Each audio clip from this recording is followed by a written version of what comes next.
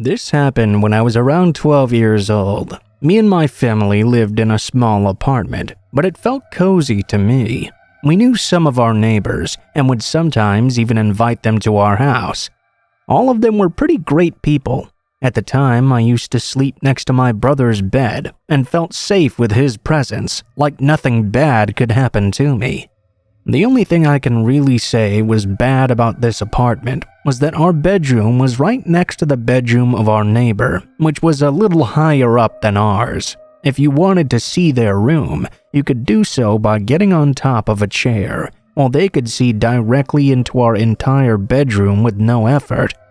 Despite it being somewhat freaky, I didn't think much about it, since, like I said, I had my brother sleeping in the same room, and what could possibly go wrong with him there?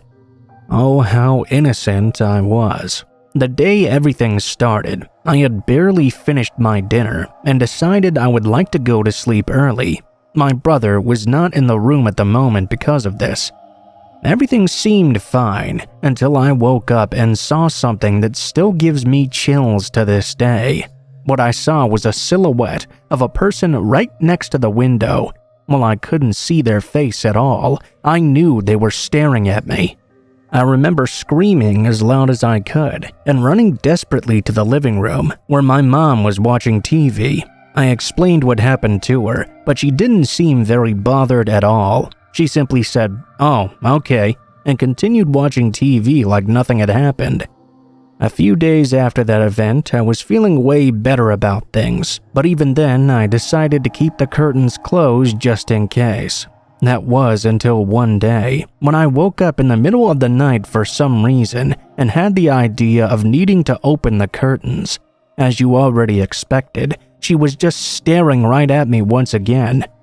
Like the first time, I couldn't see her face at all, just a black figure. I don't know how many times she'd done that, but for the following days after, I would wake up 2 to 3 times every night.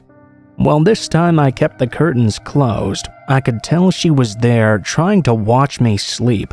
A few days later, I decided to tell my parents the full extent of what was going on, and that's when things got even creepier. They said that on that side, right next to our apartment, lived an elderly woman who was sick and had her son taking care of her. They said that they would leave to take out the trash and she would sneak up behind them while patiently waiting for them to turn around. I tried telling them how I felt so paranoid that she was always watching me.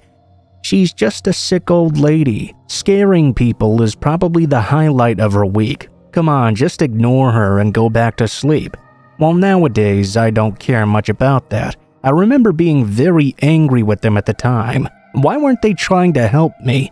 I did exactly as they said. I just tried my best to ignore her staring every night while keeping the curtains closed. It took some time, but I finally started to forget about this experience. That was until a few weeks later, when things took a turn for the far worse. From my mother's perspective, our family was always different from others. My mom was the one working all day, while my dad would be at home with us. So he would always bring me and my brother to school, then go pick us up when it ended. One day, I was at school waiting for my dad to arrive when a friend came up to me and said she could bring me home with her dad's car. I completely forgot my father was coming to get me, so I said yes and went inside. When I got back home, I knocked at the door, but other than my 2 dogs barking, there was no response. I started to get anxious, so I kept knocking over and over until I heard a big sound coming from the old woman's apartment. That's when I realized I had made a big mistake. As soon as I heard that sound, I ran to the elevator and clicked the buttons as many times as I could. Our elevator had a window at the center, so I was terrified she would show up in it. Thankfully, she didn't. After I left the building, I decided to lay down on the street trying to process what happened. My friends saw me and invited me into their house. I watched cartoons while her dad called mine, explaining why I was not at school. When my dad came back, I ran to him and gave him a big hug while crying. My brother's class usually ended about 30 minutes after mine, so we had to go back to school together and get him. The entire time, I was expecting my father to scold me, but instead he was very calm and even told me he was thinking of buying a cell phone so I could message him if anything happened. After that experience, I was even more terrified of the old woman. I kept the curtains closed like usual and kind of got used to it. Eventually, we moved to a different house, and I never saw that woman again. Not that I would be able to recognize her really, since every time I saw her at the window, her face was completely black. That's how my story ends. Thankfully, I didn't get to see how crazed she looked. I realize maybe this story is not as scary as some others you've heard, but in any case, I hope you enjoyed it.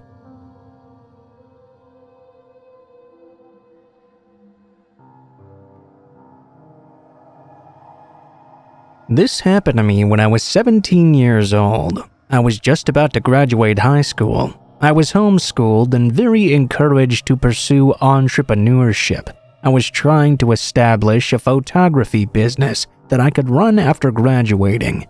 In order to build up my portfolio, I decided to ask a few friends and acquaintances to model for me. I asked a girl I worked with if she and her husband would like to model a couples session with me. It would be a win-win, since they would receive free photos, and I would get to add them to my website as sample work. We planned a day to meet up, and I asked them to meet me at a local park one evening. Something you should know about this park is that it's pretty far out in the country. It has soccer fields, baseball fields, a golf course, and walking trails, so it's a fairly large plot of land that's also fairly secluded. The only house in view of the entire park is the caretaker's home, directly across the street from the entrance. Unless there is an event or a weekend, there's usually not many people there at all. I felt pretty confident about meeting up there, because I was only planning to arrive about 15 minutes early to set up. I wouldn't be alone there long. The park has an entrance where you can drive down a road into the parking lot to get to all the sports fields, playground, and also the pond. The front of the park had a large grassy strip, which is where I was planning to set up for my photos. I bypassed the entrance and pulled into a little dirt section at the front of the park. I began to unload all my props. I was always taught to be a cautious person, especially as a young woman. I took a quick glance around to see if anyone else was around. I saw one car in the parking lot and two guys tossing a ball in the baseball field, along with their dog. Across the street, I could see the caretaker out in her yard, so I felt a lot better about things. I would keep an eye out, but I continued to set up my things fairly peacefully. I would glance up every now and then and see the two men were still on the baseball field. I had no reason to believe they would bother me, but something in my gut told me to just keep watch. The couple I was waiting on seemed to be running late. I finished my setting up and glanced up to check on the two guys. To my horror, they were gone.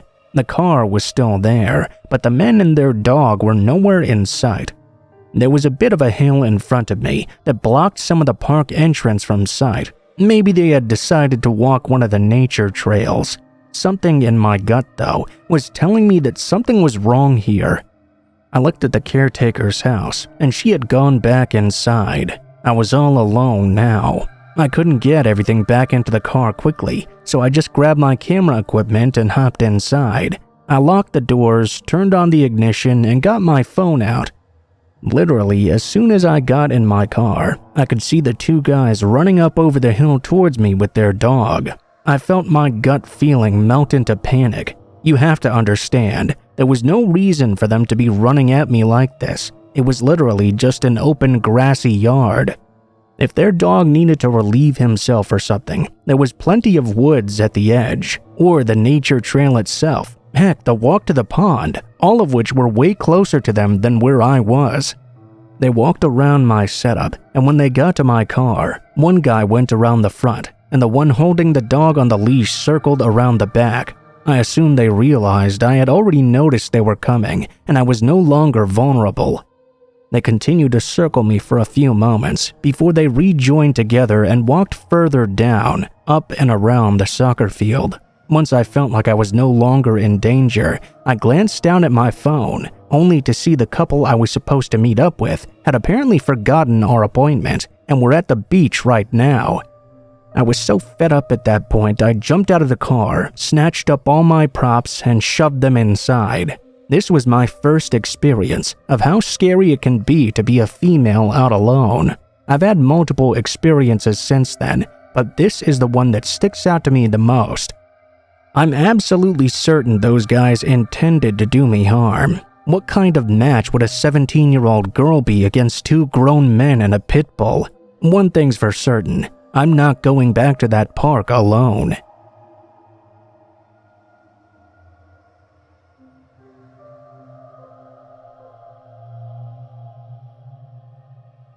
Some context first. This story took place in 2020 when I was 18 years old. I lived in a relatively safe neighborhood, but my country does have a high crime rate in general, so take that with a pinch of salt.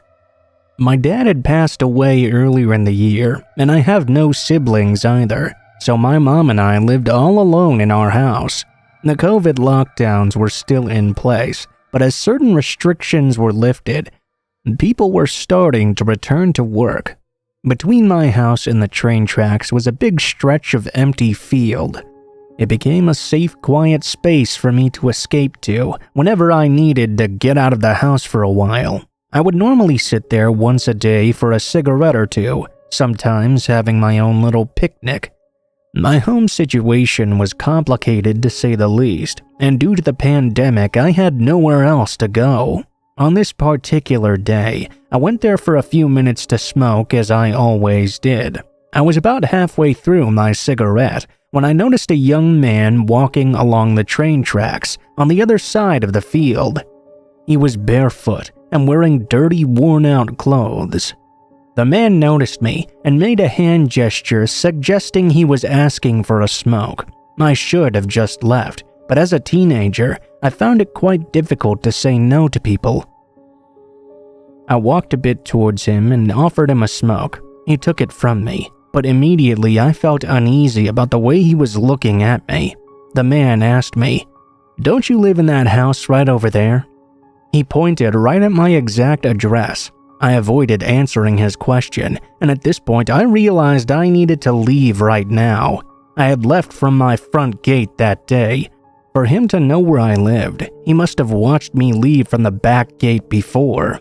I told him I needed to get going. He started insisting on giving me a hug to say thank you though. I declined several times, and at this point I started backing away quickly. I didn't get very far though.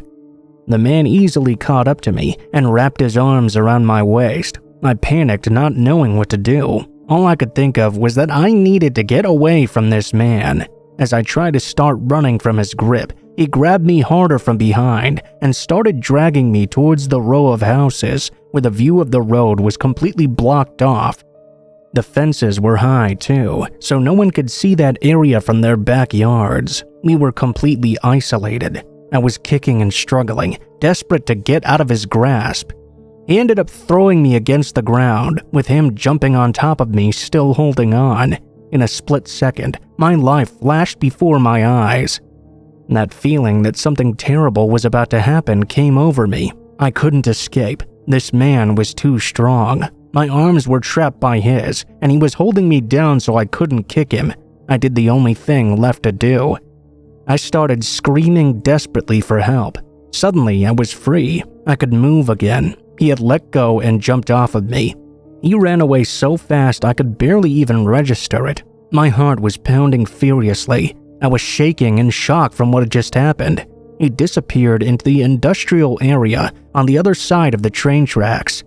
I immediately ran towards the road. As I reached it, I noticed it was empty. There were no cars parked in my neighbor's driveways either.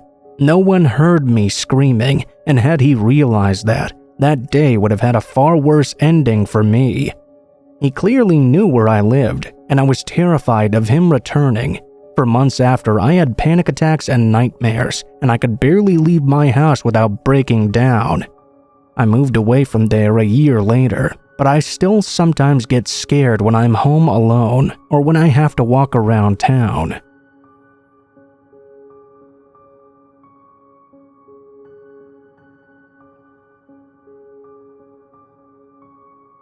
I never tell anyone this story, but reading all the stories on here, I feel like I need to post about it. Because of this, I don't go on walks alone, or even with friends, unless it's a very public place. Even then, I'm somewhat paranoid. With that being said, my friends and family had just moved to a new town 15 minutes from where I lived. It was a complete ghost town, with one tiny grocery store, a single post office, and a school. This town was so secluded and quiet that I rarely ever even saw cars drive by. One night, as we were unpacking boxes, we heard a knock at the door. It was a big, tall man with a shotgun in his hands. Being from Oklahoma, this could mean either you're meeting your hick new neighbor, or that it's actually someone wanting to harm us. Turns out it was just the hick neighbor coming to introduce himself. He was also fairly nice. He told my friend's mom about the lack of police and how everyone needs to carry their own guns in order to protect themselves. The police are usually of no help, being so far away. He talked about how these areas can be dangerous and advised my friend's mom to get a gun and keep it with her. At this time, I was 13 years old, and knowing this information, you would think I would simply stay my ass inside and not wander about the streets of dangerous hillbilly ghost town, but that's exactly what I did.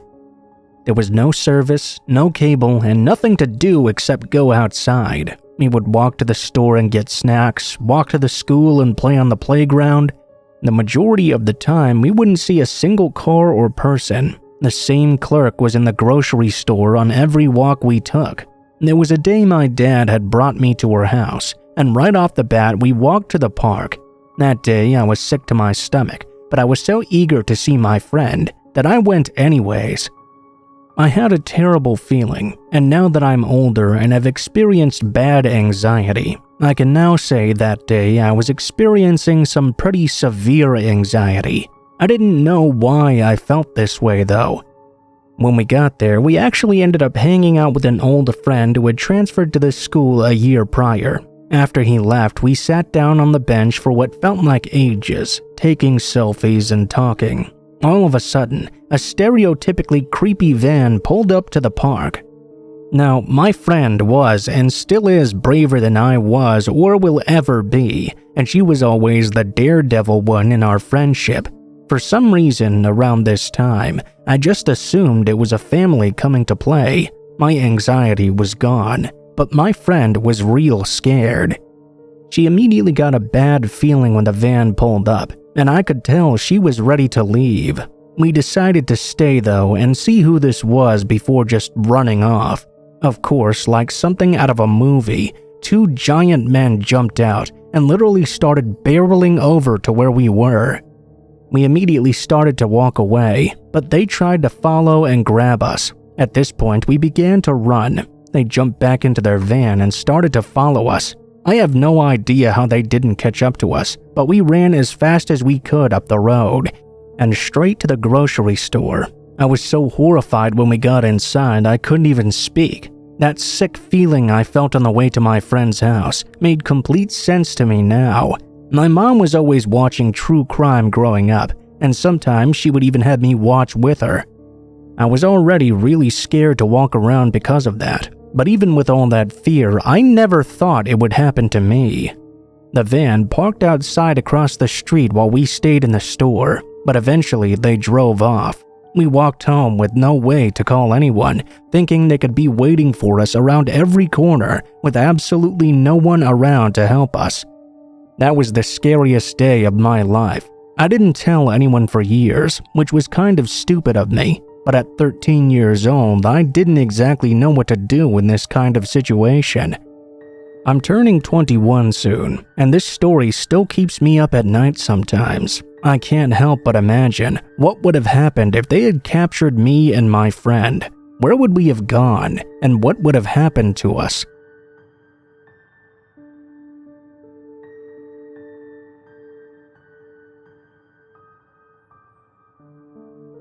When I was a kid, there was a family of borderline mentally challenged people in my dad's small church group. I mean, the husband and wife were both very simple, as were their 2 kids as well. He was a diligent and careful truck driver. That job was his life, and he was so proud of it because he was a useful contribution to society instead of sitting around on disability pay. I guess a woman committed suicide by driving across the interstate median and running head-on into his truck.